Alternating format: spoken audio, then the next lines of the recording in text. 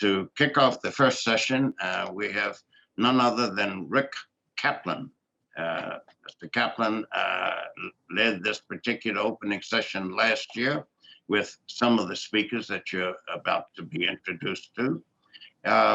It's rare, if not impossible, for me to think of another individual who's had this very deep, rich, and diverse professional exposure and experience. And ponder the following. He's a former president of CNN, United States. He's a senior executive vice president of ABC News, American Broadcasting Corporation, president of MSNBC. It's a Microsoft and National Broadcasting Corporation merger in 1996. And on top of that, executive producer of CBS Evening News with Katie Couric, and working also as the executive producer of This Week with Christiane Amanpour. I challenge anyone to cite another individual who has had as diverse and rich and varied and international exposure, empirical education, and been a role model for many aspiring young coming generation of journalism and mass communication majors. He lectures widely on this topic to various among America's 88 schools of journalism and mass communication. Please join me in welcoming Rick Kaplan, who will introduce this morning's first session of internationally, globally renowned practitioners of the arts of the media and humanities, social sciences, from the perspective of journalism. And we're kicking it off because of the theme of this year's conference are the implications of the post-election realities. Every country has needs, every country has interests, every country has concerns, and every country has foreign relations, foreign policy, international affairs, goals, and objectives. But what are the implications in this particular instance, at this turning point, this extraordinarily vital juncture in the relationship between the United States and the Arab region, the Middle East, and the Islamic world, with the core of it being the Arab region? Rick Kaplan. Thank you. Let me begin by thanking the National Council on U.S. Arab Relations, and especially Dr. John Duke Anthony, its founder, and of course, Pat Mancino, for this very kind invitation. I pray all of you joining us virtually are in good health and wearing masks if you venture out, no matter where you live.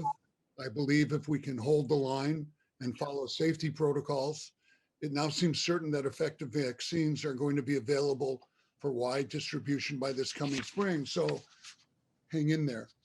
For now, we are in the middle of a coronavirus pandemic, having gone through a grueling political campaign, ending with an election where more Americans voted than ever before. But our current president has not yet accepted the results, and our pillars of democracy are being threatened by his actions. This is going to have a real impact, not only on our here in the United States, but on our international relationships as well. Being able to trust the promises and motives of an American government is an issue all nations will be considering as they question and challenge President-elect Biden and his new administration. Our task on this panel this morning is to examine the next U.S. presidency and the implications for the U.S.-Arab relationship. But as critically important is the direct relationship between the region's players, Saudi Arabia, Iran, Turkey, Iraq, Israel, and how they are evolving during this time of change. Joining me is a very distinguished panel of journalists, educators, and experts who have diplomatic experience and expertise in all things Middle East. Now, I'm going to introduce our panel as we come to them, but all of you are invited to send in questions as the conversation continues. Please submit your questions by email to @ncusar.org. That's @ncusar.org. And we're going to try to include them, as many as we can, in our discussion. So to begin, let's talk about Iran. Please welcome Barbara Slavin, the director of the Atlantic Council Future of Iran Initiative. Barbara is also a lecturer in international affairs at GW and is the author of a highly regarded book on Iran-U.S. relations, Bitter Friends, Bosom Enemies. Barbara, in the past few days, Iran's foreign minister, Javad Zarif, has sent a sobering message to its neighbors in the region, warning that they can no longer, quote, rely on the U.S. for protection and must begin working with Iran. He said, only together can we build a better future for all. So what exactly do governments think that better future looks like? And what does Iran have in mind? And is this a direct threat to a number of Arab nations who have just begun to normalize relationships with Israel? Barbara? Well, first of all, thank you so much for inviting me. Thank you, John Duke Anthony. Thank you, National Council on U.S.-Arab Relations. This is a very interesting and delicate time for U.S. relations with the Middle East. We have seen some troubling reports that President Trump has been considering military action against Iran's nuclear program on the way out, which would be a very frightening development, I think, not just for Iran, but also for the region as a whole. Fortunately, it seems that these rumors, or at least this request of Trump to consider military action, has been slapped down even by hawkish advisors like Mike Pompeo. I think Iran feels that it has survived 4 years of Donald Trump and 4 years of sanctions and pressure. The United States withdrew in 2018 from the Joint Comprehensive Plan of Action, the Iran nuclear deal. It began reimposing sanctions, and it has put in place the most draconian sanctions regime against any country, frankly, that I can remember. And yet, if news reports are accurate, Iran is back to exporting 1 million barrels of oil a day, less than half of what it did before sanctions, but sufficient for it to survive. The Iranians have expressed an interest in returning to the JCPOA in full compliance if the United States does. Joe Biden, I think, will re-energize diplomacy with Iran and will attempt to get back into that agreement. But there's the broader question of the US presence, the military presence in the region, which President Trump has been drawing down even as he escalates sanctions and hawkish rhetoric against Iran.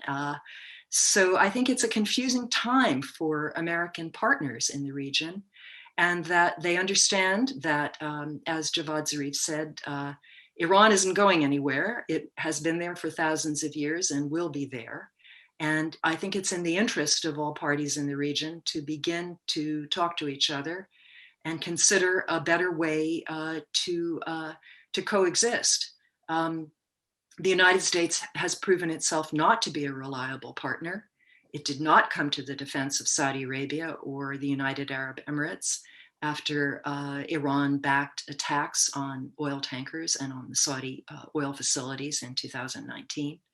And we have reports that President Trump is going to withdraw even more troops from the region before he leaves office, down to just a few thousand in Afghanistan and in Iraq. So I think that the region is going to have to find its own way forward. My hope is that a Biden administration, in addition to trying to get back into the JCPOA, will also support regional diplomacy, and I hope the Europeans will as well.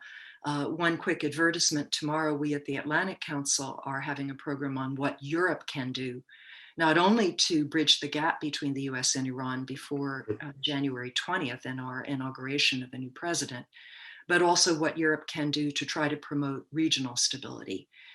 Instead of confrontation and containment, it's a time for negotiation and diplomacy on all sides. And so that's my hope and expectation for the next US administration. Thank you. We'll be back to you. Joining us now is New York Times op-ed columnist and Pulitzer Prize-winning reporter and commentator Tom Friedman. As I always tell people, he's one journalist who most of my colleagues and I made sure to read before beginning every workday. So I want to welcome Tom Friedman. Tom, for years now, you've been following all the negotiations surrounding the Iran nuclear treaty and, of course, the state of relations between Palestinians and Israel. The chances for improving either situation seems for now to be stuck in the mud. Do you see any possibility that with a new administration, there might be a new ability to move forward? Well, Rick, great to be with you. Great to see you. John Duke Anthony, thank you for having me back. This great group. Let me just sort of break it down as I see it, both the Iran and Israeli-Palestinian negotiations and the prospects. Barbara gave an excellent introduction to the Iran negotiation. What I only just building on her analysis, I would say that for the last decade or so, I've been saying, Mama, don't let your daughters grow up to be secretaries of state. This is a terrible time to be Secretary of State. So much of American diplomacy these days is not about managing strength, it's about managing weakness. And managing weakness is really hell on wheels. Managing our weakness of allies and weakness of rivals. But I would say that this is a time that whoever gets the job of Secretary of State is going to have a chance for some creative diplomacy. I would say particularly on the China front, but also on the Iran front. Because whether you agree with what Trump did or not in walking away from the Iran nuclear deal, he has created leverage for a skilled negotiator. Because although, as Barbara noted, Iran's now back to exporting reportedly about 1.2 million barrels a day, the country's still really, really hurting. It's hurting from a pandemic compounded by global sanctions and economic sanctions. And you see what's happened to its currency. It's hurting. It wants to get back into some kind of negotiation framework on nuclear and to get out from under these sanctions. And the real question is, what will a Biden administration, what kind of deal can we expect from Biden administration? That was obviously part of the original deal. I think there's zero chance we're going back to just the Iran nuclear deal as it was pre-Trump. Trump has changed the landscape, but so have the Iranians in their behavior in Syria and Lebanon, where they've been crushing democracy. So I could imagine the contours of a new deal around a couple of elements.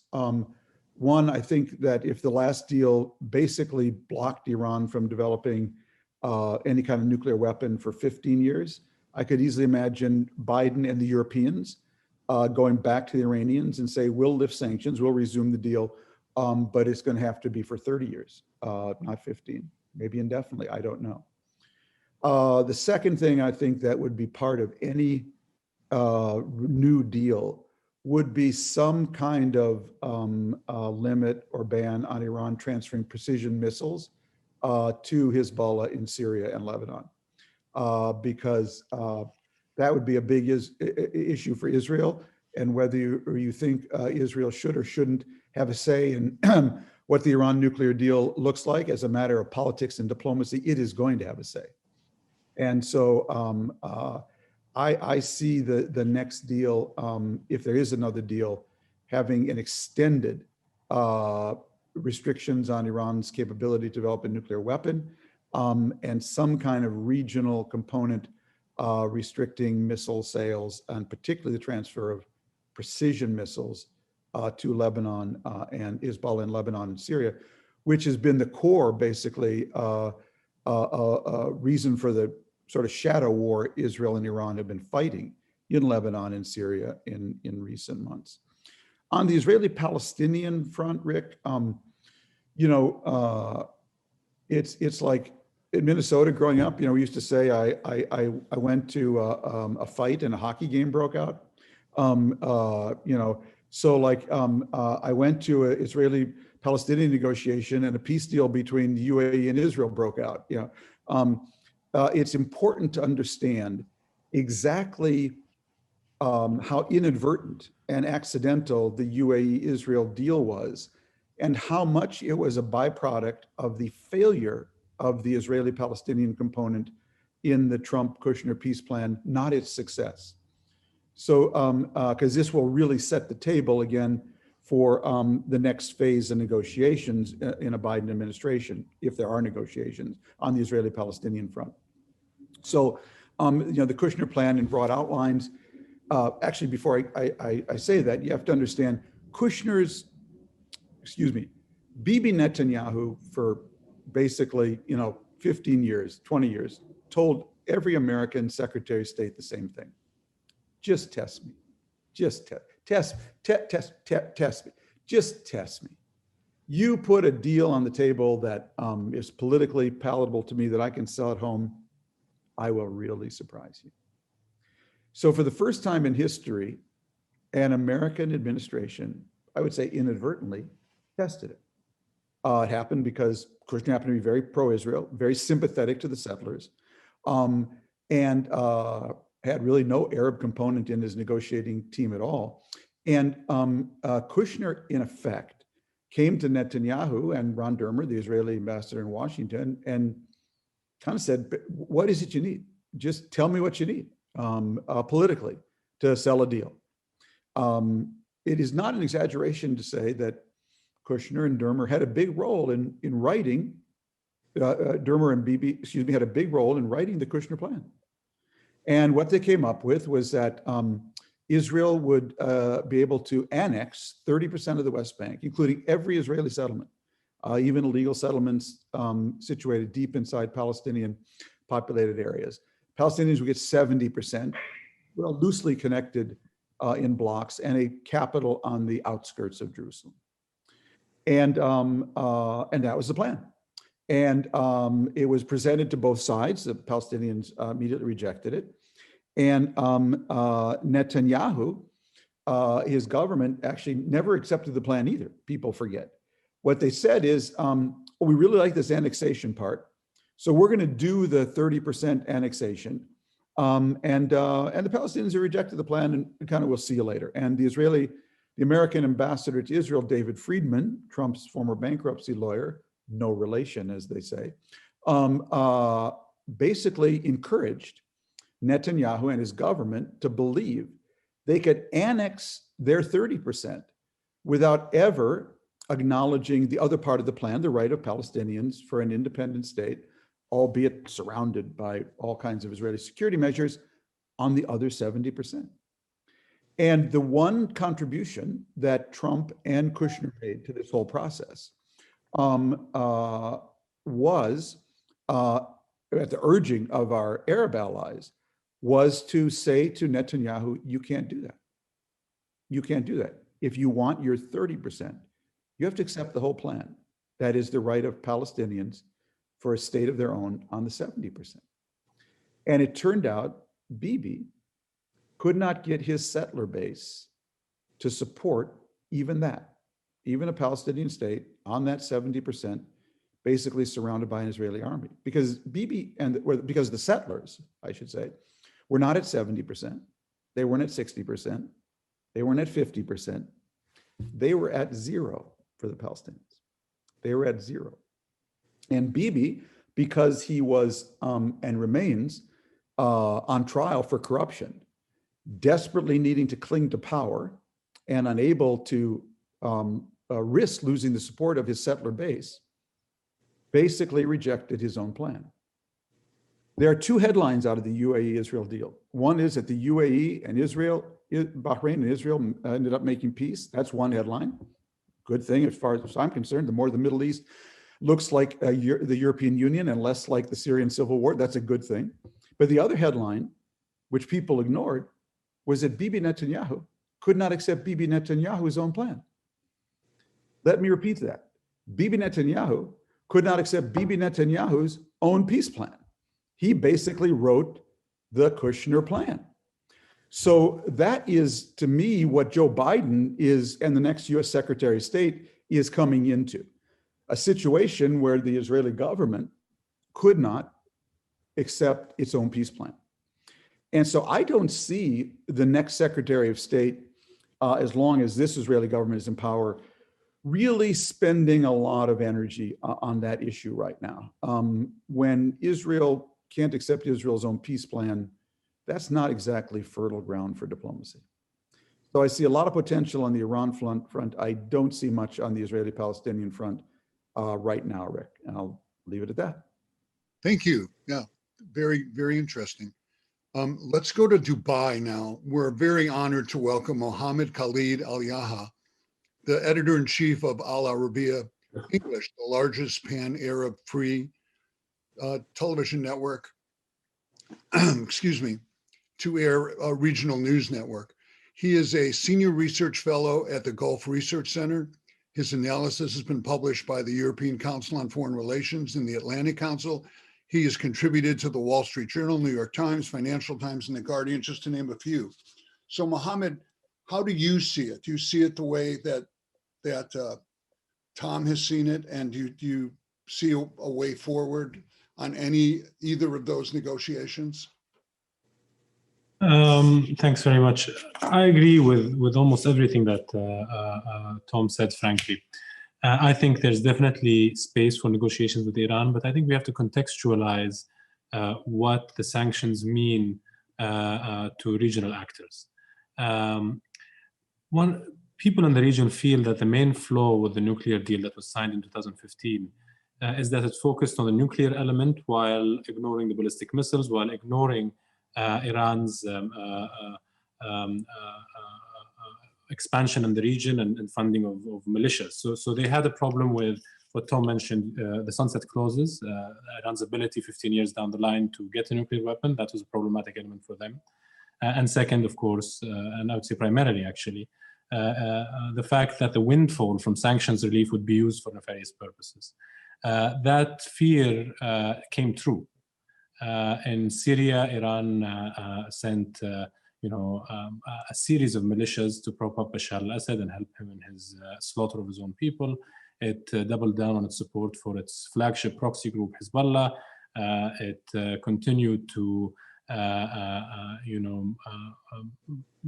ruinously control the Iraqi state and support Shia militias there that are, many of which prove that they are no less barbaric and criminal than ISIS was in its conduct. So people in the region feel Iran's expansion, feel Iran's criminality really on a day-to-day basis. This is something that they see in front of them.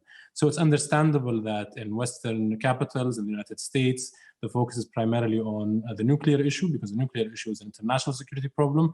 But in the region, that really takes a back seat to Iran's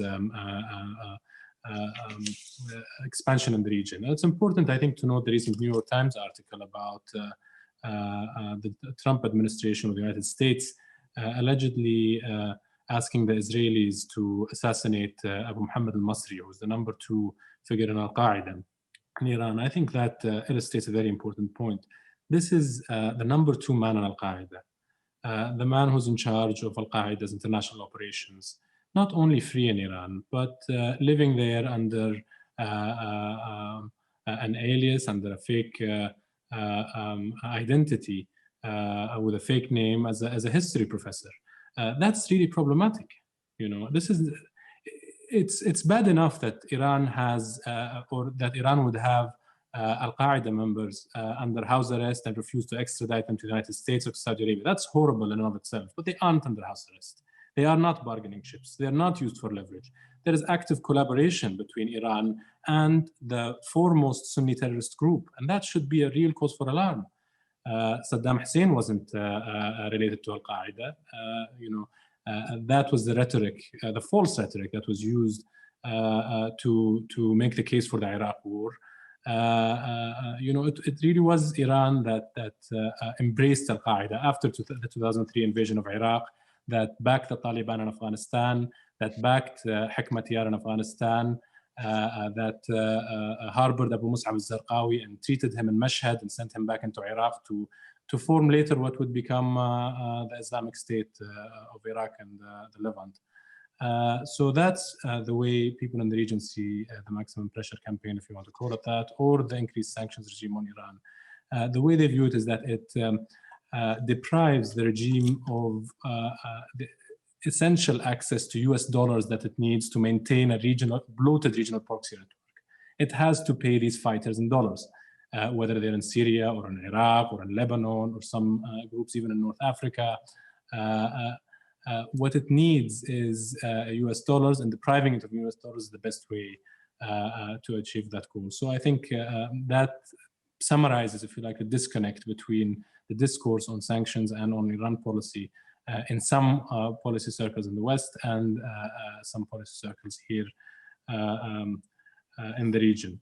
Now, in terms of Jawad Zarif's comments, I think Jawad Zarif enjoys as much credibility in the Gulf and indeed, in the world as he has influence in Iran, which is very, very, very little. At the same time that Jawad Zarif, talks about the need to cooperate locally to create a local security architecture, Iran is hosting one of the most destabilizing terrorist groups in the history of the world. I mean, Al-Qaeda has caused, untold damage on the West, the United States, Europe, and on Saudi Arabia. If you were to put yourself in the shoes of a Saudi security official that spends 24 hours a day trying to track down Al-Qaeda, trying to thwart Al-Qaeda attacks on vital installations in Saudi Arabia, losing sleep over this, losing relatives over this. And then you understand that these Al-Qaeda members are living freely in Iran and planning attacks. It's important to consider and remember that Saif al-Adl, who probably is still Al-Qaeda if he wasn't swapped by Iran with a group in Yemen a few years ago, he's still there, called in the 1996 Khobar bombings. That was an attack on Khobar in Saudi Arabia that targeted US servicemen, of course. That union between Al-Qaeda and Iran tells you all you need to know about the extent to which it's a real threat to the region. I mean, the Israelis know this, the Emiratis know this, the Gulf states know this, everybody knows this, with the exception of Iran's surrogate states like Syria and Houthi-controlled parts of Yemen. So insofar as sanctions deprive Iran of the resources it needs to maintain this regional agenda, they're extremely welcome in the region. But it's important to note that people are open for a deal in the region. They want to see an end to this bloodshed. People in Saudi Arabia, people in the Gulf, all they want is stability. They want to be able to see economic prosperity. And if the United States can broker a deal with Iran that limits or eliminates its support for Sunni terrorism like Al-Qaeda, if Iran extends its hands to its neighbors instead of militias and other non-state actors, this is a win-win for everybody in the region.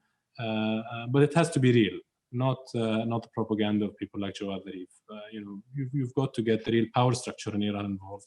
And the reality of the matter is that the Iranian democracy is a sham democracy. The supreme leader is the person who calls the shots in that country, and he is the be-all and end-all of decision-making in Iran. I'm not very optimistic that an ideal deal can be reached, but I think we could find ourselves in a better position in the region.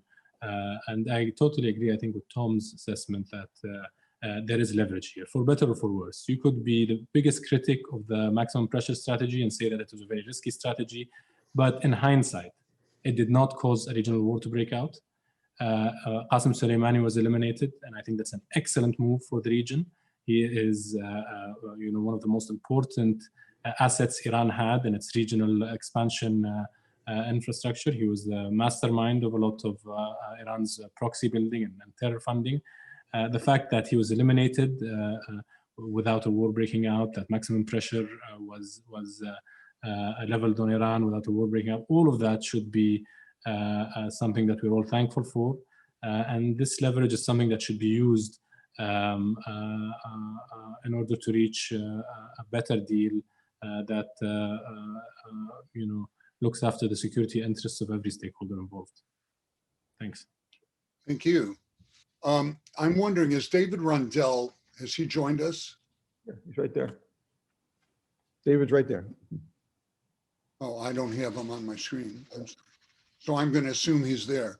Yes, So he is. I'm going to welcome. Yeah. I'm going to welcome. We went to Oxford together 40 years ago. I'll identify him.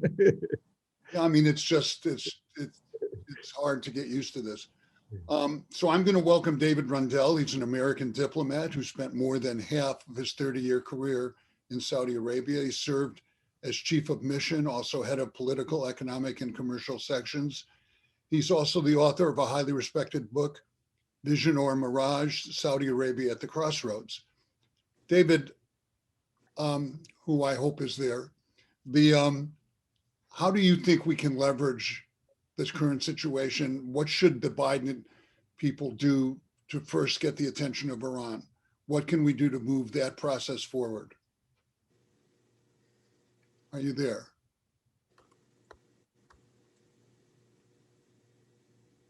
You have to unmute yourself. David, you have to unmute yourself. There's a mute button in probably the lower left-hand corner of your screen. There we go. Okay. If I were to give a recommendation to the incoming administration, I wouldn't think that I'm probably the best person to tell them how to engage with Iran. I would, I think, give them some advice on engaging with Saudi Arabia, which is the area that I know best. During my 30 years in the Foreign Service, I was taught that the primary goal of American foreign policy is to promote American security and prosperity. And that one of the ways that we do that is by working with partners. And today, as Tom alluded to, we are not the global hegemon that we were in 1990 with the collapse of the Soviet Union. Today, we have competitors. Today, we have an American population who are the ultimate support for our foreign policy, who are tired of being global firemen, the global moral tutor. And really, the next president will need to build relationships, not discard them. And that would be for Iran and for Saudi Arabia. And Saudi Arabia has been an important partner of the United States for over 75 years. In counterterrorism cooperation, Saudi Arabia has more than once saved American lives. In global energy markets, Saudi Arabia regularly stabilizes markets. Our ability to promote or to impose sanctions on countries we don't like, economic oil sanctions, depends on Saudi Arabia's spare capacity.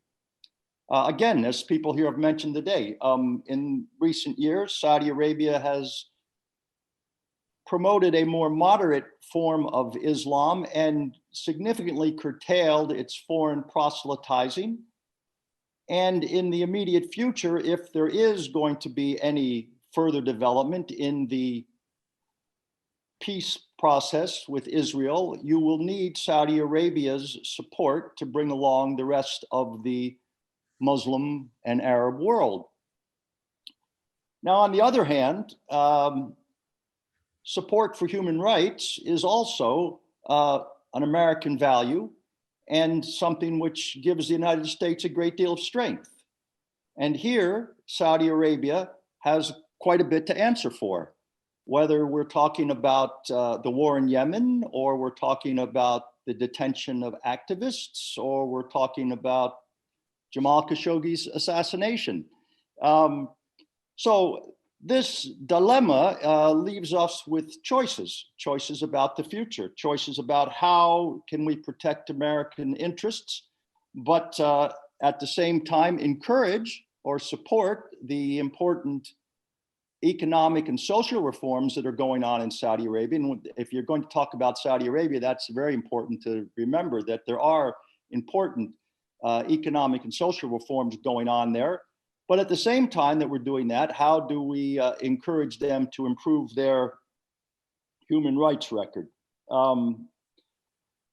I would argue that the only way to do that is through engagement, an engagement with Saudi Arabia that recognizes their culture and respects their history, but at the same time places requirements for ending the war in Yemen, releasing human rights activists, and supporting, to the extent that it happens, the further peace process with Israel.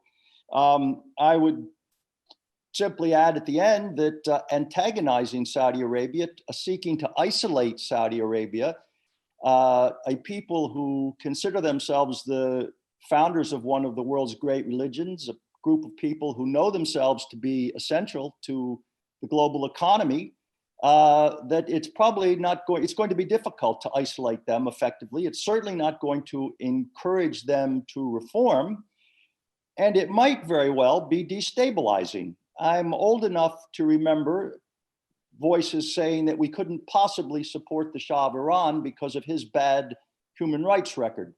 And so to a considerable extent, we did not. We don't need instability in Saudi Arabia. We don't need regime change. We certainly don't need the Islamic Republic of Arabia. And so my recommendation, if you will, to any incoming administration would be that the United States needs partners. Saudi Arabia needs reform. Encouraging both of those requires us to engage with Saudi Arabia, and that isolating them would achieve neither of those goals. So that's sort of what I would recommend to an incoming administration. In terms of Iran, I really think I should leave that to those people who know more about Iran than I do. All right. Let's talk about that. Let me introduce David Ottaway, Dr. David Ottaway, who for more than 35 years has been a senior correspondent for the Washington Post in the Middle East, Africa, and Southern Europe. He was the Post's bureau chief in Cairo. He is a Middle East fellow at the Woodrow Wilson Center, the author of A Tale of Four Worlds, the Arab region after the uprising. David, with all that's on our plate and with the change in administrations and with the story today in the Times that Trump was asking for, I guess, targeting on Natanz, and what is that possible? How do you see these next few weeks playing out of the Trump administration as we kind of lurch towards the end of the year? And then I want to talk to you about other players who might rear their heads in the region, like China and the rest. Can you just start there? Well, the next few weeks are certainly fraught with danger about whether Trump might go ahead and do something that his advisors are telling him not to do regarding Iran. I wanted to begin by talking about sort of going back to what Barbara said, how confusing U.S.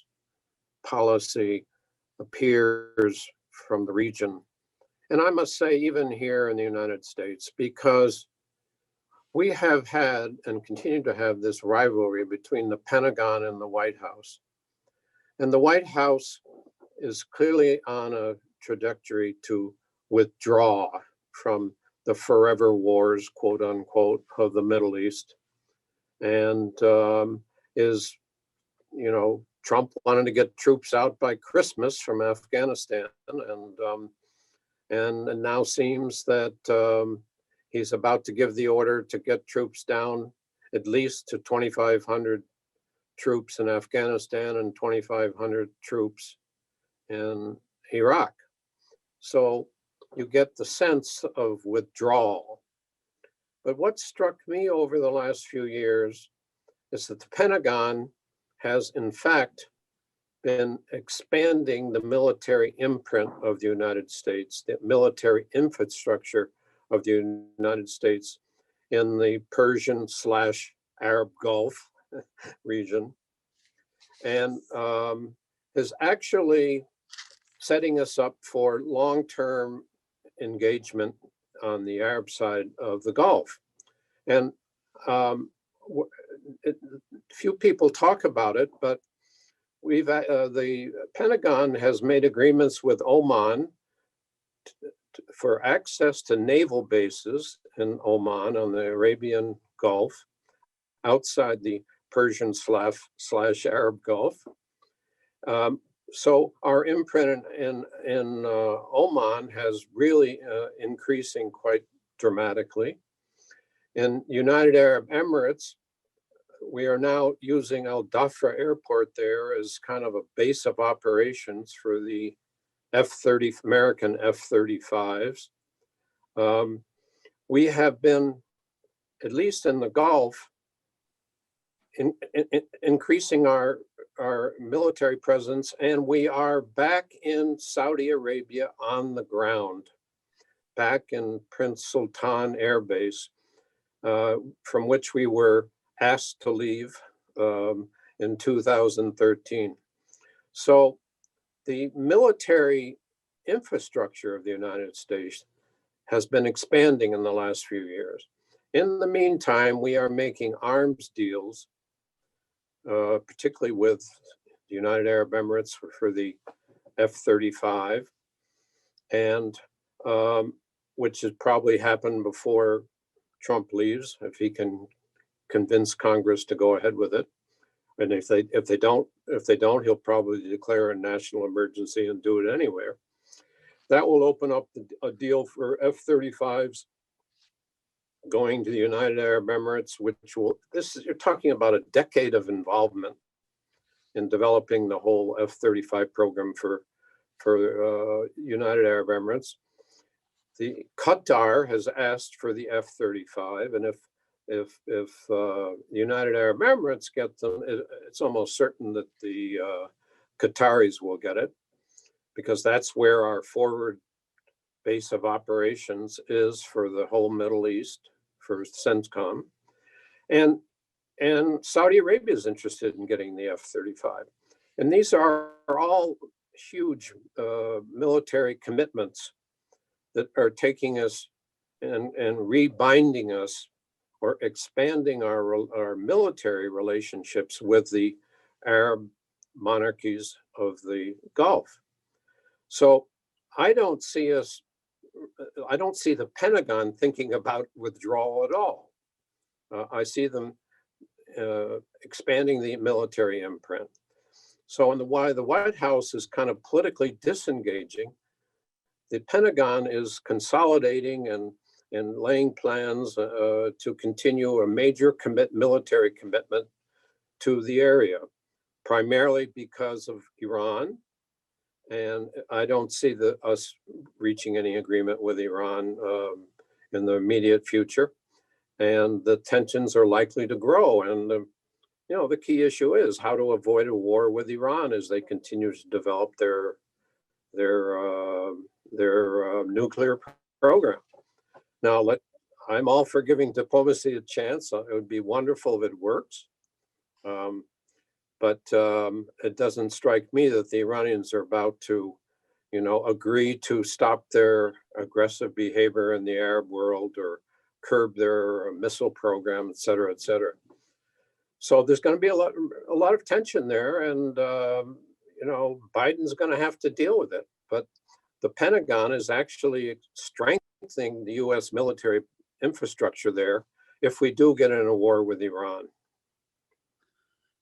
Boy, I'll tell you, it always concerns me when we pour weapons into a region and do that in the name of promoting peace, because it just seems counterintuitive.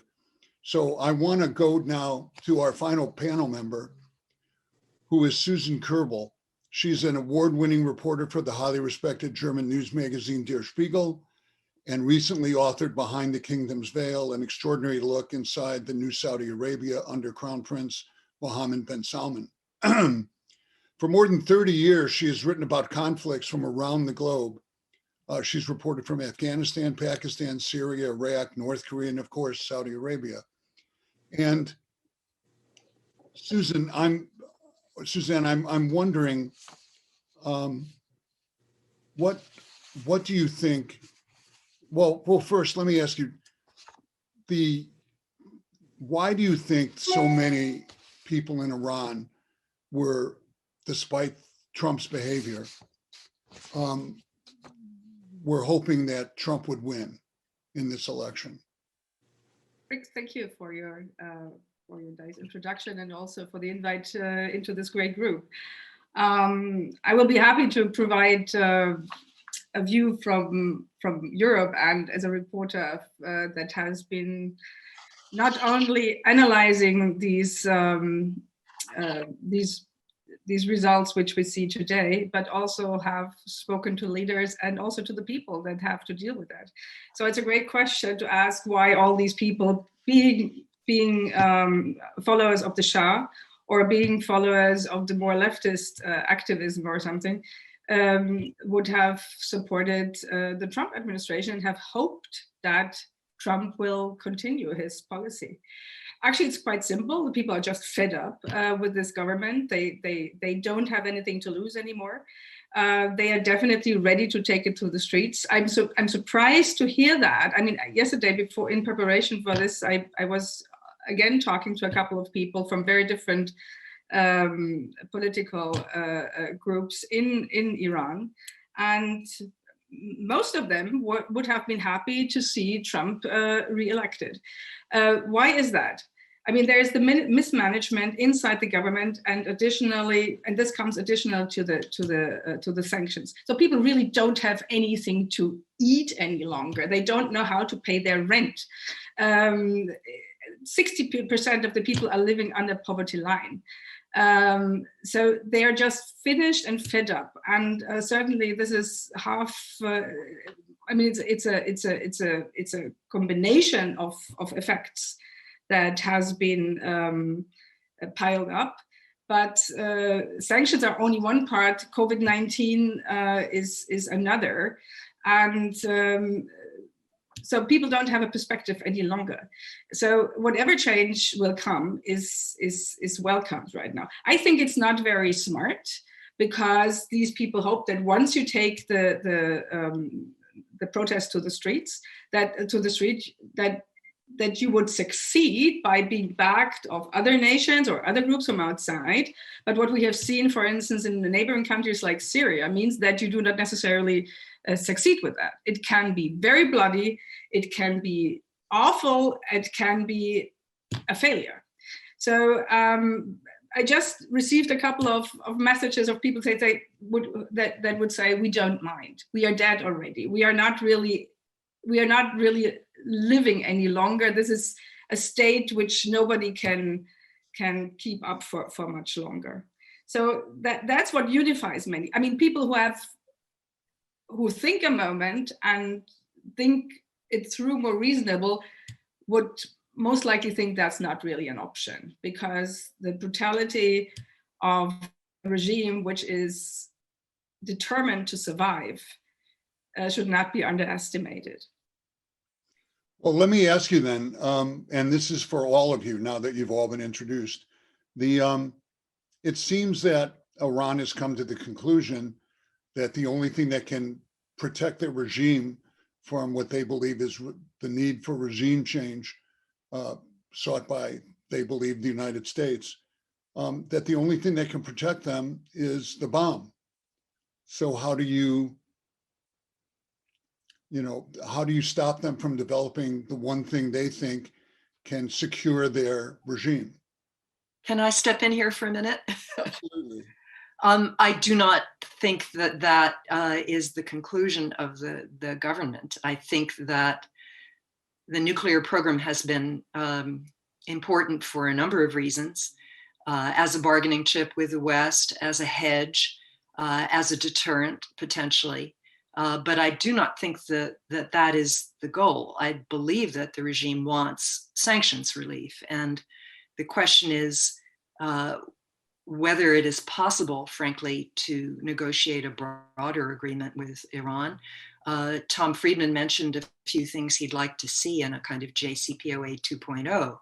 But if you want more from Iran, you're going to have to offer more from the United States. So I would pose the question of whether, Tom, you would be willing to see a major reduction in US sanctions, including unilateral sanctions and sanctions on the use of the dollar, in return for Iran, for example, agreeing to extend indefinitely the restrictions on the amount of fissile material that it can possess. In regional terms, too, if I may just respond to a few things that Mohammed Alyahya said, it's not just money. If it were just money that ensured Iranian regional influence, then the sanctions would have had an effect. Instead, we see that Iran is as powerful as ever in the region.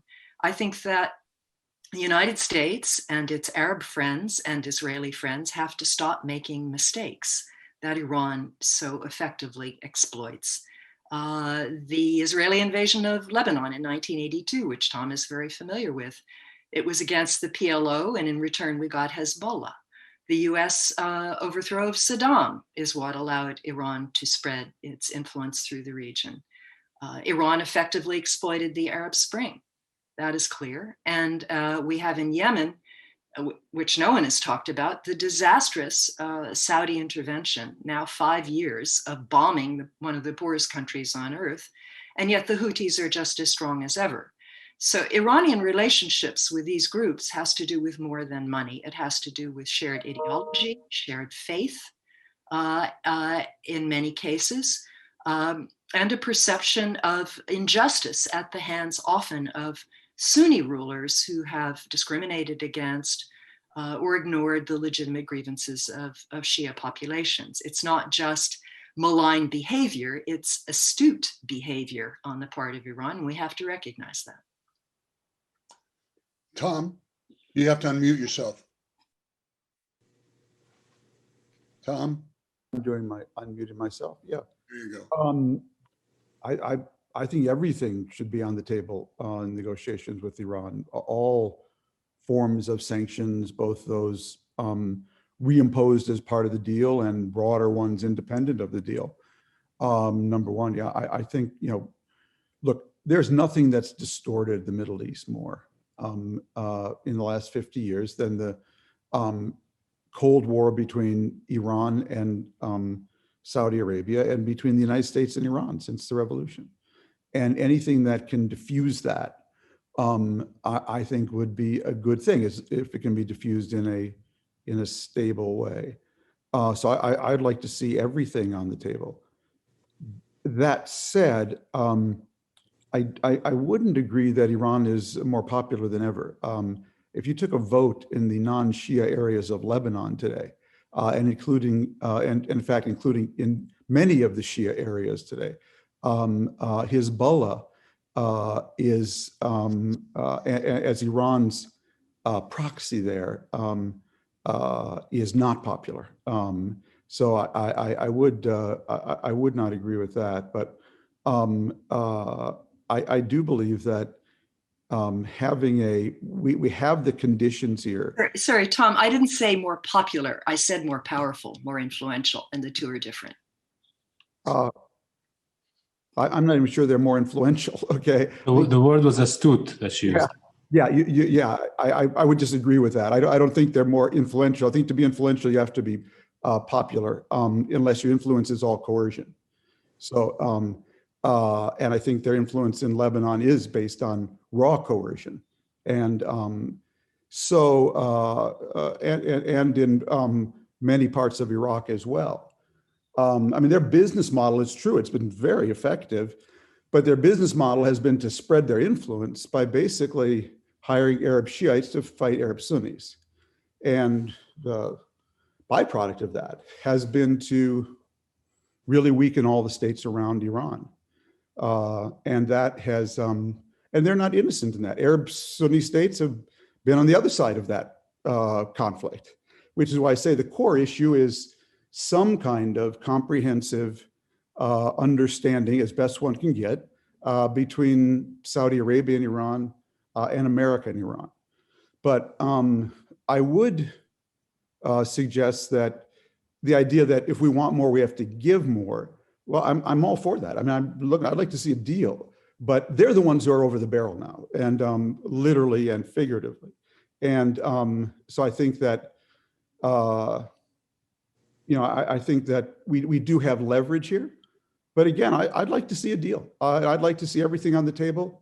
The region will not be stable as long as those two Cold Wars are going on. And so any diplomacy that can diffuse them, I'm all for. Go ahead. Mohammed, let me go to you. I just don't see what more we can give the Iranians aside from relief on sanctions and maybe even some ability to deal in American markets. What would you think we'd have to do to move Iran off the dime? That's a very good question, I think. I think, sanctions take time, and I agree with Barbara. It's not just money that will affect Iran. I think assassinating key Al-Qaeda members in the streets of Iran is a very important step alongside economic sanctions. I think assassinating Qasem Soleimani was a very important step. I think, preventing Iranian operations, whether it's by sabotage or otherwise, all play an important role in achieving security in the region. But I think it's important also to consider this idea of a Cold War between Iran and Saudi Arabia. I agree more with the idea that there's a Cold War between the United States and Iran. If you go to Tehran and you ask them what the #1 national security threat to Iran is, invariably you will not hear that it's Saudi Arabia. They will tell you that it's the United States. I think the Revolutionary Guards want to upend what they perceive as a Western-led regional order, one order in which actors like the United States, like Saudi Arabia and other Gulf actors are agents of the West, agents of an imperialistic order. This is what they believe. This is what Saddam Hussein's Iraq believed, the Iraqi Ba'ath. This is what the Syrian Ba'ath believes. This is the idea. It's a clash between their version of Islam and what exists in the West. And that's actually what makes me hopeful. And that's an important point, I think, and it's the demographics of the region. I don't think what Iran is doing today with Arab Shias is astute, and I don't think Arab Shias think it's astute. We have seen unprecedented mobilization against Iran, against the regime inside Iran. But I think it's even equally important, even more important, to look at the mobilization against Iranian ruling order among Arab Shias in Iraq, in Lebanon, and elsewhere in the region. In Iraq, it would have been unheard of in the past to see young Iraqis, many of whom were born after the US invasion of Iraq in 2003, carrying posters that are disparaging of Qasem Soleimani and Iran's supreme leader, Khamenei. In the past, it was very easy to mobilize young Sunnis and Shias using a two-pronged approach. One of the prongs is economic carrots. You put money in front of the problem. You give them jobs. You give them a purpose. But the second, of course, is religious ideologies. The idea that they are oppressed, that they have to stand up against the West, that they have to resist. Using those two together was a sort of an opium that enabled for the mobilization of young people to go fight the Soviets in Afghanistan in the 70s and the 80s. And this is something that Iran is very masterful at. Unfortunately, this strategy that Iran predicates its foreign policy on can never coexist with the idea of economic prosperity, with the idea of coexistence with the West, coexistence with other religions. It has to exist exclusively of that. So that's why it's poisonous. Now, the good news, I think, is that young people are seeing through this gimmickry. They're seeing through it in Iraq. They're seeing through it in Lebanon. People want actual jobs. People are open to the idea of opening up to the West. I mean, young people today in the region, and it's important to imagine that people in the late teens, people that were born after the US invasion in Iraq are now in their late teens.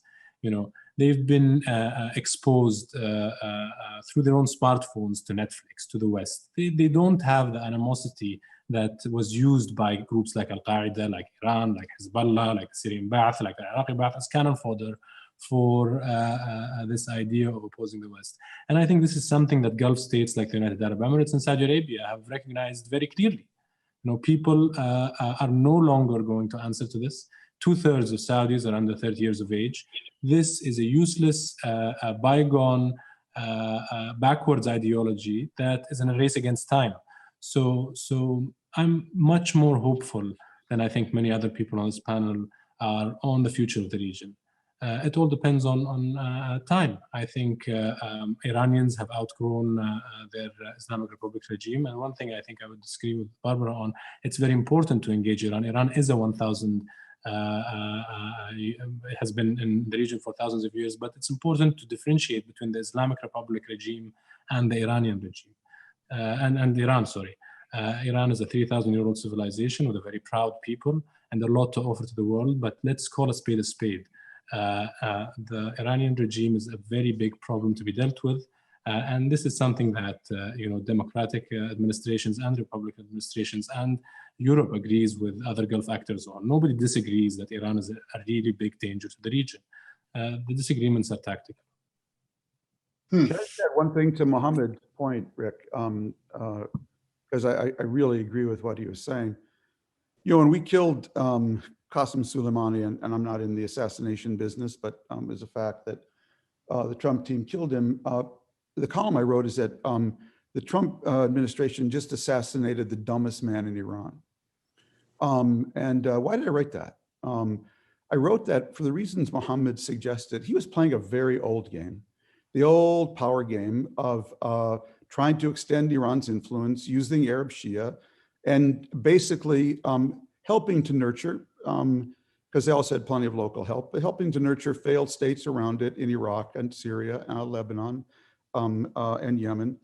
And I agree with Mohammed. I think there's a whole new generation, first and foremost in Iran. In fact, when I wrote that column, I got more email from Iranians all over the world thanking me than I got from anywhere else, because they realize they live in a context where they can't realize their full potential. They see other people around the world able to do that.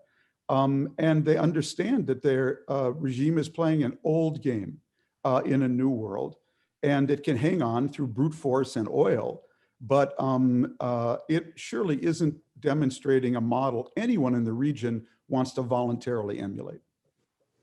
Let me suggest to all of you, because I see some of you have muted, and Barbara, you wanted to say something before, but you were muted. So keep, for the rest of this panel, keep your audio on. All right. So if you want to say something, we'll hear you. Before we leave, I just agree actually with Mohammed and with Tom and with Susanne that the Iranian regime is extremely unpopular. And that these interventions in foreign countries are largely unpopular. I think that is important. The question is whether U.S. policy and Arab policy has strengthened or weakened this regime. And I would argue that the Trump administration over the last 4 years has actually bolstered the Iranian regime in many ways because of its lack of deftness, because of its hostility, because of its maximum pressure and extremely clumsy propaganda. So I think that the question is how do you support those within Iran who would like to see change and not make the regime feel even more paranoid by assassinating its chief general and killing people on the streets of Tehran. Barbara? Thank you. Susanne, what were you going to say?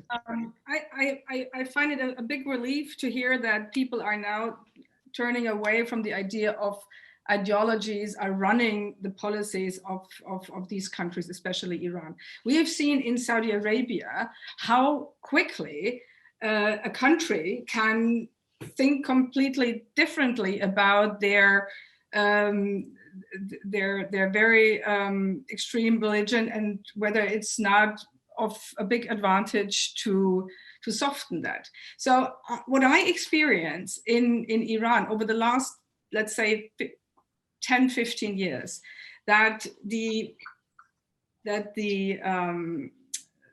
might of the power of the religious ideology is getting less and less. It's really waning. People are not interested any longer in that. I mean, there is a group which is certainly, I mean, mainly also the security forces and the people who are so close to the regime and live from the jobs they have and the connections they have. That's their life insurance, you can say. But again, even those are not as staunch believers in the revolution. That's a more rhetorical thing. I went to restaurants which are reserved only for revolutionary guards with the daughter-in-law of the guy wearing mini skirts under their cloak. And the daughter is, for instance, studying in Malaysia and living on her own. So I think that's only what we see on the surface. It's really about economics, and it's really about, on the one hand, a regime which tries to survive, which includes a couple of million people, and on the other hand, and you need to provide them with a face-saving opportunity to make that shift. And then you have masses of people that do not really care. And I think that's the overall thing which we see. I mean, Saudi Arabia might just have started this process in their country very recently, but you see the same thing. It will take maybe 10 years or 15 years or 20 years, and Saudi Arabia will do the same. But Iran is a far more modern country. And I think ideology we can almost put aside. It's really about interests. And if we talk about negotiations, we need to find out what is it Saudi Arabia needs to feel safe, and what is it Iran needs to provide to their people, and how is this, whatever it needs, talks about the missile program, talk about the nuclear program. And by the way, I'm not of the opinion that it's certainly a bargain chip, the nuclear program. And maybe they never really were so keen on building the bomb. But now, since they understood the party is over, you cannot really deal with the Americans. And many of the people inside of the regime are of the belief it's not working with them. So they want to have regime change. They do not really want to work with us. And since they have understood that, there are many, and I mean, I cannot prove it, but there are several analysts I follow, and they have proven right very often, that would say the decision is made that they want to build a bomb because it's the only way to save them from the US aggression. So I think whatever can be done to set up talks that also have credibility in the people that do conduct these talks should be supported. And last, remember that at a time, I mean, at the administration of the former king in Saudi Arabia, King Abdullah, he always had a personal connection to the cleric and former president and very influential businessman, Hashim Rafsanjani. So these guys could just pick up the phone if there was a serious problem and resolve it and find a solution. These contacts do not exist any longer. And we are talking about theoretical setups. I think sometimes it's really about these simple things. You need people who can trust each other. This connection is not longer existing. And I would like to come back to Alyahya. You once in another panel said that Obama once suggested you have to share the space here, the region, and you were saying that was a false premise, or that's not realistic. And I'm wondering what else than that is a reasonable approach for the future. Barbara? Did you? No, it's okay. I'm curious to hear the answer from Mohammed. Yeah. So that's a good question. When I say that's unreasonable, I mean that the very idea of an Iranian-Saudi rivalry in the region is a problematic one. As I mentioned earlier, I think Iran is trying to undermine what it perceives to be a U.S.-led order. It is competing with the United States in Iraq, not Saudi Arabia. It's competing with the United States in Syria and not Saudi Arabia. It's competing with the United States in Lebanon even, and not Saudi Arabia. Certainly that's the case today. Sharing the region implies a degree of balance and symmetry between what Iran does and what Saudi Arabia does. The fact is Saudi Arabia doesn't have any militias in the region. And to say that the Iranian-Saudi conflict or the problem with the Middle East is this 1,400-year-old irrational struggle between the seat of Sunni Islam and the seat of Shia hegemony in the region is a problematic idea, I think. This is a problem of imperialism versus anti-imperialism. This is a problem of actors that would like to see stability, security, economic prosperity, and actors that thrive on instability, state weakness, and state collapse in regions around the area. Saudi Arabia would benefit to a large extent if there was no armed group in Lebanon that was training the Houthis. It would benefit from a Yemen that's stable without an armed group like the Houthis lobbing missiles into Saudi Arabia. It would benefit from Iraq that is strong and able to stand on its own 2 feet. If all of these countries had strong central states and economic prosperity, they would be impenetrable to the Revolutionary Guards. That would be the last thing that the Iranian regime wants. So the idea that they're competing for influence on the ground in the Arab world, I don't think is the case. That's what I meant. Yeah, Tom, let me come to you. Let me just pick up on one couple of threads. I think hopefully I can preempt you at a point that Barbara made about sort of smart U.S. negotiation, because I really agree with this. I mean, Trump is really good at breaking things. If you want something broken, he's your guy.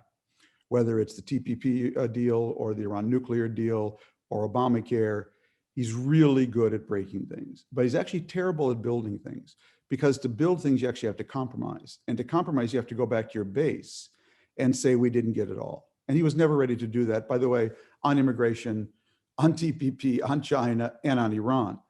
Now, a regime like Iran's, regimes like this, for the reasons that Susan said, these regimes, they break from the top. Okay, they don't break from the bottom up. They break from the top. They're like the Soviet Union. And the way they break from the top is when there's a real fissure. Had Trump come back to, Trump and Pompeo lifted the sanctions and then come back to the Iranians and with the European partners and said to the Iranians, look, here's what we want. We just want to add 10 more years to the nuclear deal, or 15, let's say, and limits on your missile testing to the radius of the Middle East. Just those 2 things. They would have started a fight in the top of that regime. Oh my God. Half of them would be saying, well, we got to take this. We're under sanctions forever. And other half would be saying, no, you want to start a fight at the top of that regime. Don't be a pig. Go put on the table something that will actually really tempt part of that leadership. So wherever you draw that line, 15 years, 20 years, whatever, I think, and because one of the things that Trump didn't understand, or Pompeo, certainly one of the things I've learned, that in the Middle East, the opposite of autocracy is not democracy. It's usually disorder. Now, we ran that play in Iraq. The Syrian people ran it themselves in Syria. The idea of fomenting disorder in a country of over 80 million people to produce regime change. If you want to see a refugee crisis in the world, create disorder in Iran.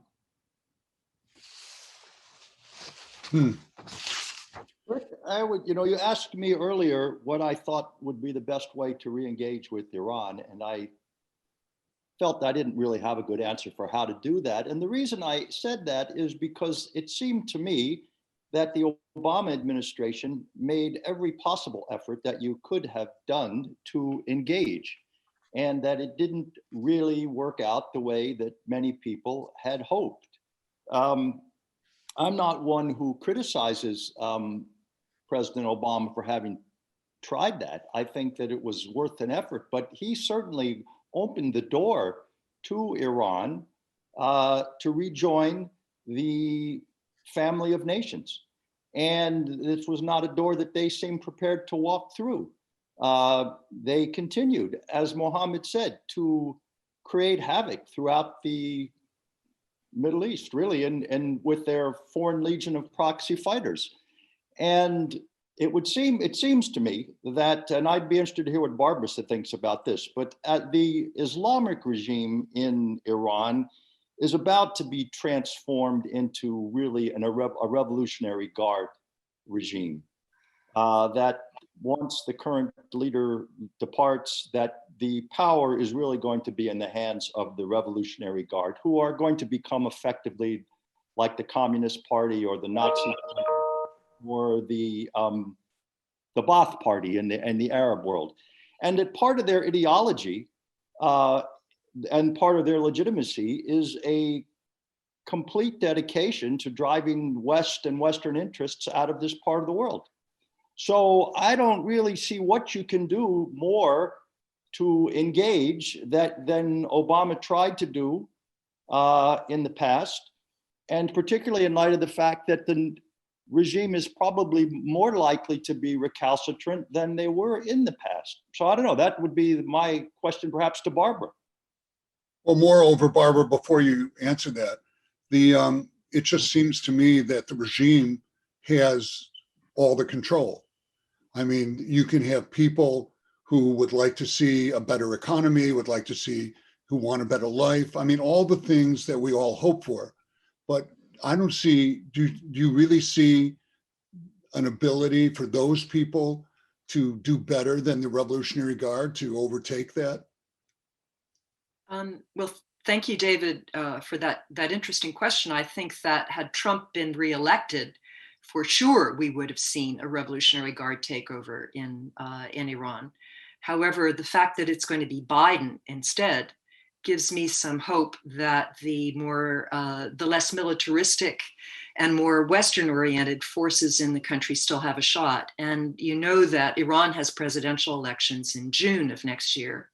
It had been widely assumed that a so-called hardliner would win. But I think there is an opportunity now for someone more pragmatic and with a track record of dealing with the West to perhaps emerge there. Also, Ayatollah Khamenei, the supreme leader, is 81, 82 now. He's not going to be there forever. And we don't know whether he will be replaced by another supreme leader or by a council. I think one thing I've learned in studying Iranian politics over the last 40 years is to have a certain humility about predicting, because there is tremendous factionalism and ferment in the system. And we have seen popular movements like the Green Movement that emerged in 2009 when Ahmadinejad stole his re-election. There are possibilities there for change. It doesn't necessarily have to just crack from the top, Tom. There is considerable ferment and civil society in that can influence that change. Iran has changed beyond all recognition in the time I've been studying it, even in the 25 years I've been going there. It's not your grandfather's Islamic Republic. Women are liberated. It is the most secular country I have visited in the Middle East.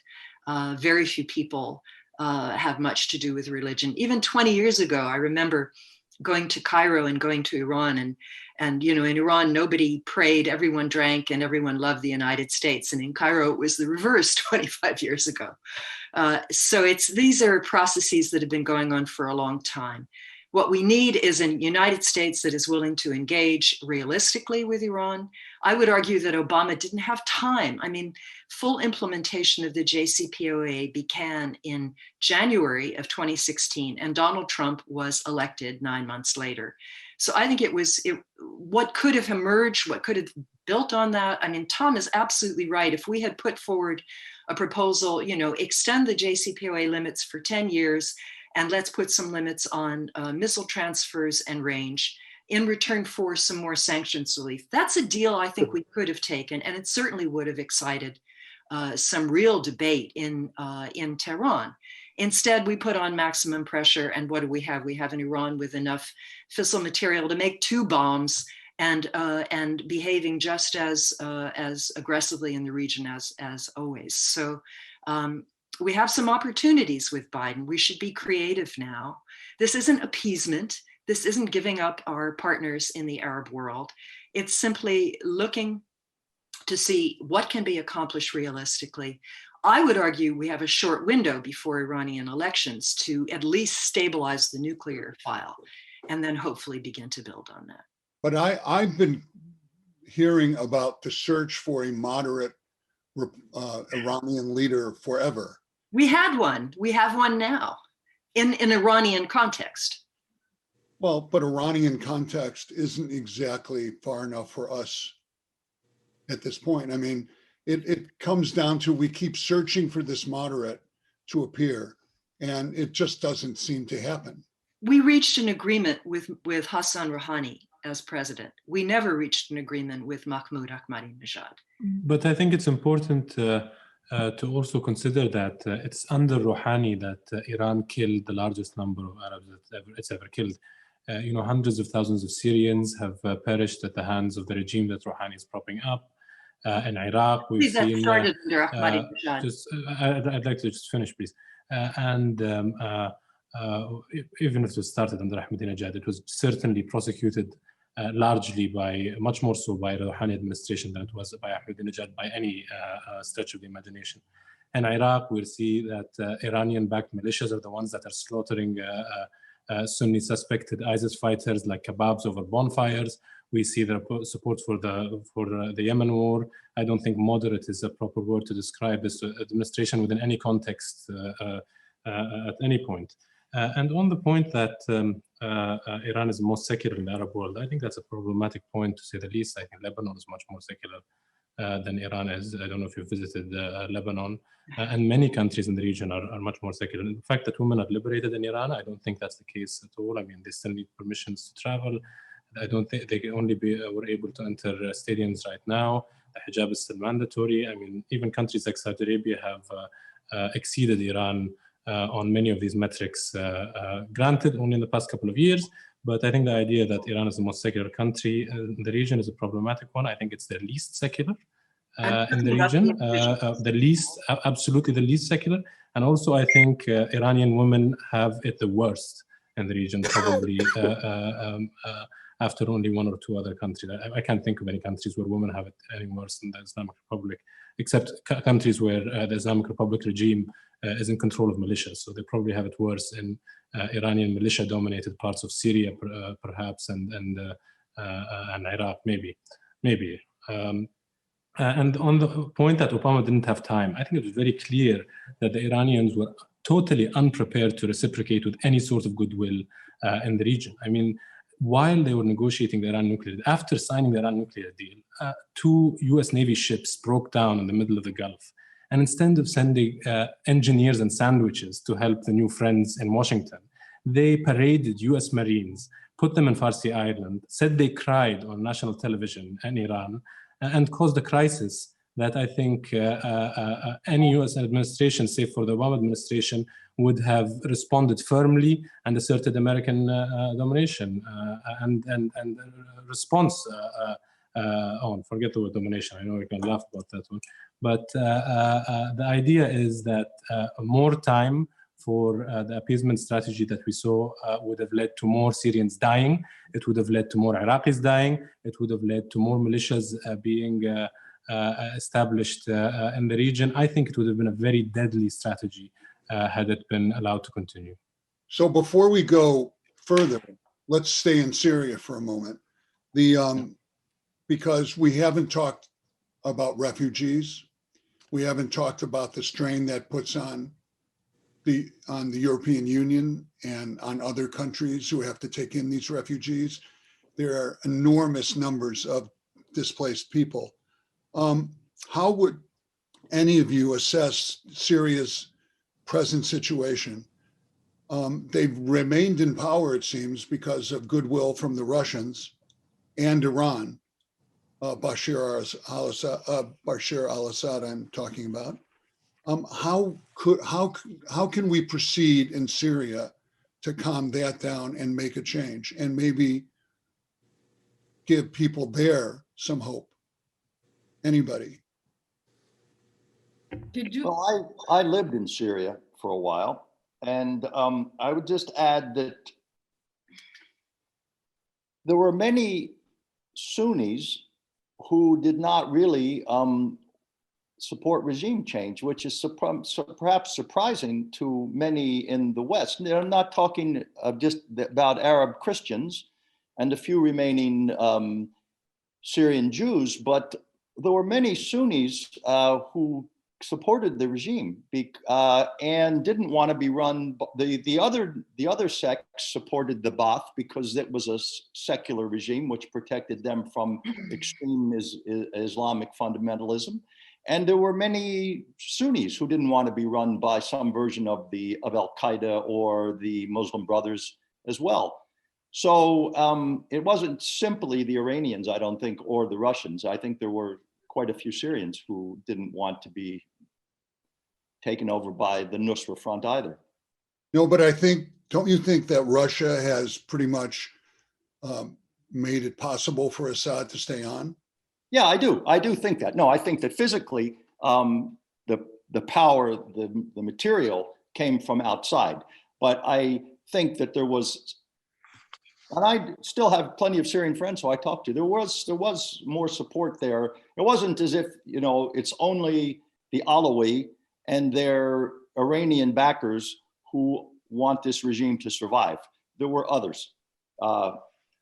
If I may jump in here, what the people like most or looking for most is whoever runs the country, again, as in Syria, as in Iran, everywhere, or in Saudi Arabia, they want to have stability. They look around and they see that all these neighboring countries are falling into chaos. And actually, that's not the best choice. Everybody knows this history of the ruling of the Assad family. It's an oppressive regime. It's a dictatorship. It's run by intelligence services. But at the same time, at least you have to eat. You have a job. You have a health insurance, which is not great, but it is available. And your children go to school. So if you don't have much more you can achieve, you stick with that, because other choices are not promising anything better. And if you want to change, Assad is completely isolated in the international world now. So there is no way that he will ever be received in Europe or in the States or anywhere.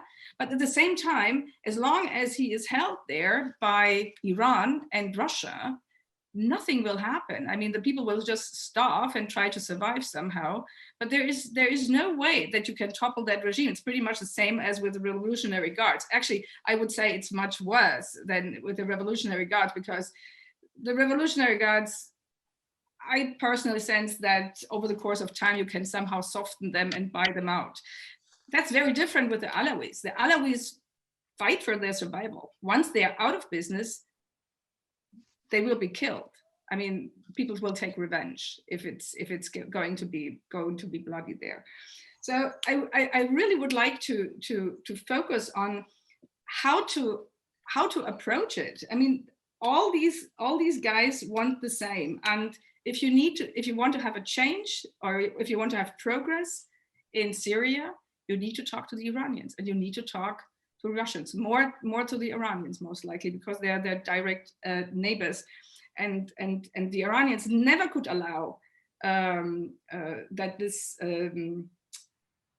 line between Lebanon and Syria will be cut, the supply line for the weaponaries, and this is why we have seen this strong support from Iran and Russia. But if you want to change the situation there, you need to talk to the Iranians and bring them in. What did the father, who was possibly more clever than the son. The father never decided for one time, Hafiz al-Assad. He never decided we will go with the US or we will go with the Iranians or we will go with anybody. He promised just to anybody, and then whatever dealt with everybody. So this is actually, maybe this is not working anymore, but we will not see a Syria which will decide, yes, we will play with the US rules now. It will not happen, it will not work. And for a good reason. Actually, I mean, what we see is that the US is changing politics, and one shall, if you like Assad or not, he was right when he said, you will be gone, but the Iranians will still be there. And that's and that's true. So, I mean, we are talking in a very theoretical realm here, but people have to live their daily lives and they need to make choices. And the last thing they want is that their country fall into chaos. And this is why they do not follow anybody who promised them a way out. And but Syria is in chaos. Not anymore. You don't think so, See, Barbara? No, Syria is in great distress, but the war is largely over there. I mean, between Iran and the Russians, Assad has his useful Syria, as we call it, and the Turks are sitting on the rest. The U.S. has a very minor presence to deal with the remnants of ISIS. I think that war is over, and the question is, you know, what, if any, influence we can have through economic aid to try to make that system a little bit more pluralistic and to deal with the refugee problem. And any kind of solution, obviously, we have to talk to the Iranians, we have to talk to the Russians, we have to talk to the Turks about this. One point, you know, Mohammed, I understand why you are so emotional about these issues, but I think you really have to understand that, you know, Iran is not the only culprit here. I mean, certainly the Saudis, Emiratis, Turks, Qataris got involved in Syria, as well as the United States, supporting various groups, most of which morphed into Al-Qaeda or ISIS related factions, simply because they were the meanest and the strongest.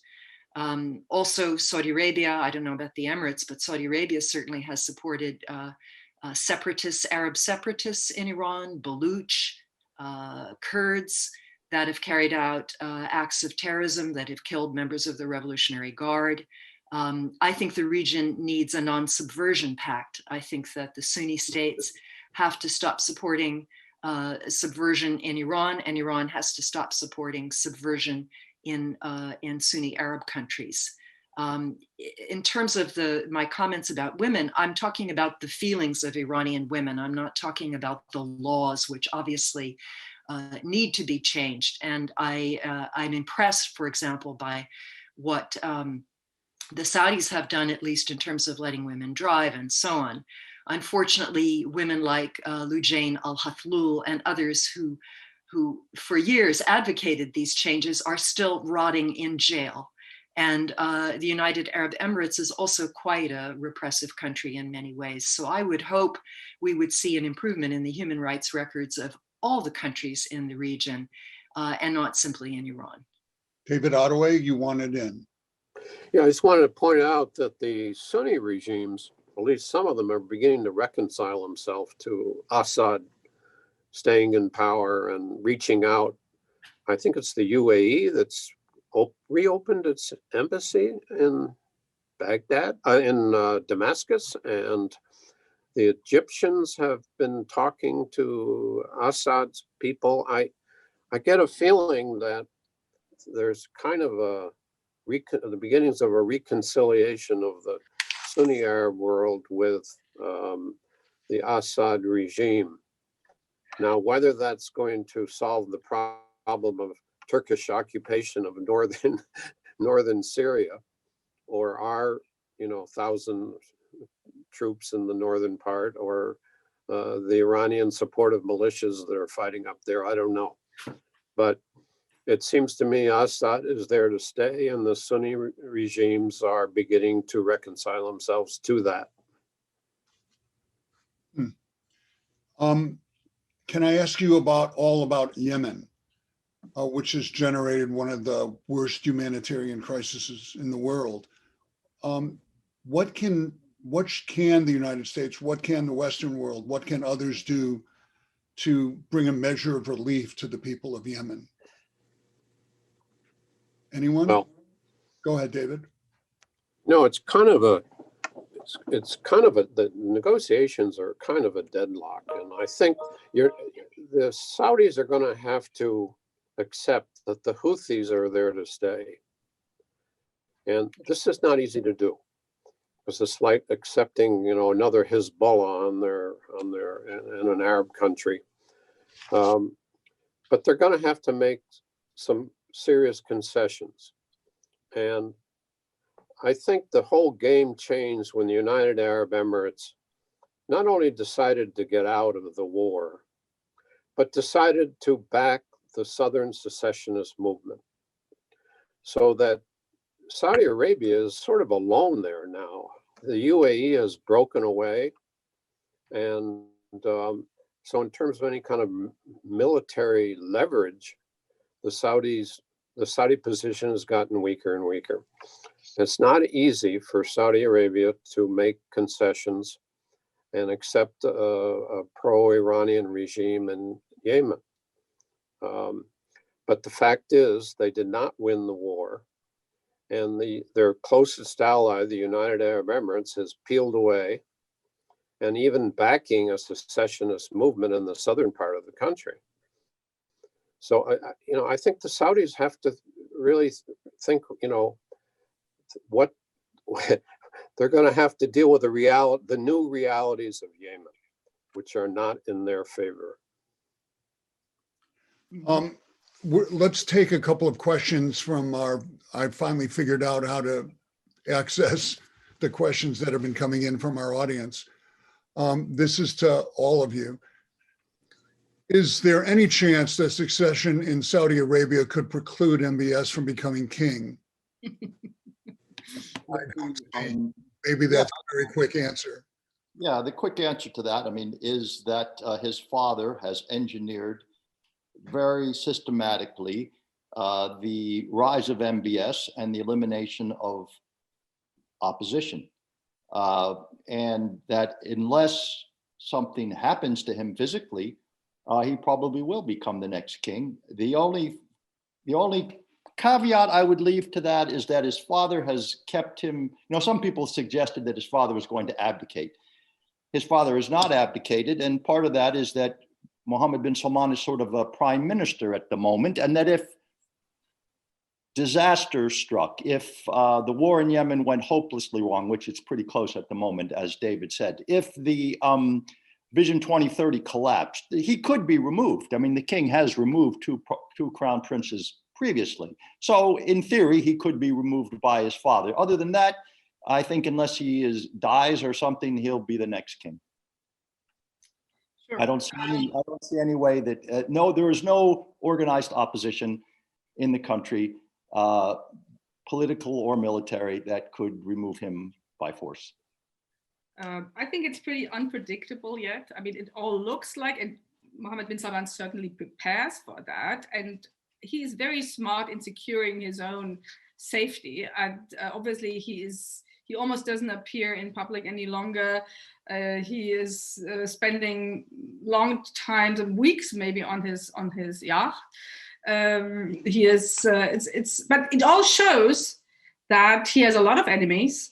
That people, he doesn't trust the family any longer. He doesn't trust, or not the whole family, but parts of the family any longer. There are many things which has happened. He has humiliated many people who who are honorable members of the society, and this will not go away. The problem he will face is that, he will possibly never, ever be invited to the White House again. I don't see that he is being welcomed in the European Union. So this is all an issue if you have the need to reform your country, to cooperate, to attract investments, and also show that you are an open, you're open for cooperation and reform. So this is an obstacle. It's whether people like it or not, it's an obstacle which holds the development of the country back. So I don't know exactly about the inner works right now. Nothing tends to that he will be removed, and nothing ever we have seen, like even including the murder of Jabbar Khashoggi, didn't influence the king's perspective on that this is the right person to succeed me. But actually, if you do the math, there are a lot of hints that it's not working well. If this is the future of the future leader of Saudi Arabia. I would just interject real quickly and say, I agree with Susan that he has enemies, not only in Saudi Arabia, but the Iranians, he's at war with the Iranians, he's at war with the Houthis. There are certainly people who would like to see him gone, and he has enemies, and that was one way to remove him. But in terms of internal politics, one of the things that when we talk about what King Salman has done, one of the biggest achievements of King Salman is what he was able to avoid. What he was able to avoid was a Game of Thrones as the family moved from the second generation of sons of King Abdulaziz to the grandsons. And this was never going to be easy or smooth. This was always going to be problematic, as you pointed out, and very correctly, that there were a lot of people who are unhappy about that. But that was inevitable. You went from a group of 34 sons to over 500 grandsons, all of whom thought they should be the king, all of whom thought that, that they were better educated, more experienced, whatever, and they couldn't all become kings. And so the king engineered, as I said, very systematically, and he chose Mohammed bin Salman. I think Tom actually said it once that, if you think there are a dozen princes in Saudi Arabia who are as ambitious and clever and ruthless as Mohammed bin Salman, you're probably wrong. And so his father picked him. He engineered his success, and that avoided, if not a civil war, a family feud. And most people in Saudi Arabia don't want to see that can of worms reopened. There are people who are angry, but they're a minority. Mohammed bin Salman, most people want him to succeed. And I think we should want him to succeed too, quite frankly. Any event. I think we should put things into context in Saudi Arabia and realize that we have reached a point of no return in Saudi Arabia in terms of Saudi Arabia's transformation. We don't have to wait to 2030 to realize many of the changes that happened in Saudi Arabia, for better or for worse, of course. Saudi Arabia had historically had a very complicated, very bloated, very spread out system of cronyism that controlled the economy and that exploited Saudi Arabia's oil wealth and the windfall from oil prices to enrich a class of businessmen and a certain power structure. That power structure has been decimated, and it has not been replaced with anything that is remotely similar to it.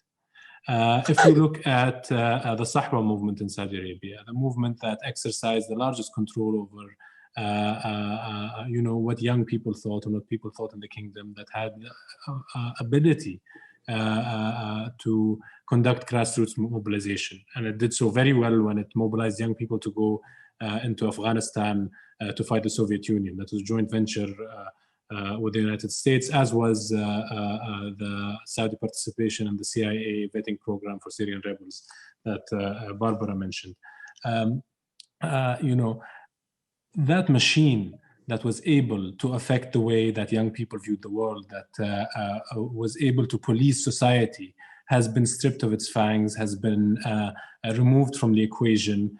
and is probably never going to return the way it was before. The religious police have zero power in the country right now. The traditional gatekeepers of the Saudi economy have zero influence on the Saudi economy right now. And the most difficult decisions in the way of implementing VAT taxes, implementing sin taxes, and really lifting subsidies on things like oil, all of these super difficult decisions that most serious economists that covered Saudi Arabia in the past said would not come easily, would take many decades to do. All of these things have been done very quickly. It was turbulent. It did carry its own set of risks, but we have to consider that the amount of change that has already happened has reached a point where just the Saudi Arabia of 4 or 5 years ago seems like it is the Saudi Arabia of 30 years ago, 40 years ago. It seems like it's in the distant past. That's something that we have to accept. That's something that everybody who wants to understand Saudi Arabia would be much better served by going to Saudi Arabia and seeing it. And on the idea that Saudi Arabia is isolated right now, I mean, sure, the Jamal Khashoggi murder was an awful thing to happen. It was a crime. It's something that is extremely reprehensible, and the outrage and reaction to it is something that's understandable. But it's important to consider that that chapter, as far as the Saudis considered, as closed. They tried the people that are involved, whatever you might think of how that was dealt with. This is something that's in the past right now, and Saudi Arabia is hosting the G20 as we speak. There are sessions on the G20, and it will be starting in a few days. Were it not for the COVID pandemic, world leaders from everywhere in the world, heads of state of G20 countries would be in Saudi Arabia right now, and we're going to see another successful future investments initiative after last year's successful future investments initiative. It was horrible what happened. There are many reasons to criticize many Arab regimes in the region, but it's important to look at the historic changes that are happening. Barbara, is all forgiven? No, and I think the degree of animosity toward Saudi Arabia that exists in Washington should not be underestimated. Saudi Arabia needs to release the women activists before the G20, and it needs to wind down its operations in Yemen. And I think the Biden administration will not support continued Saudi operations in Yemen. That at a minimum.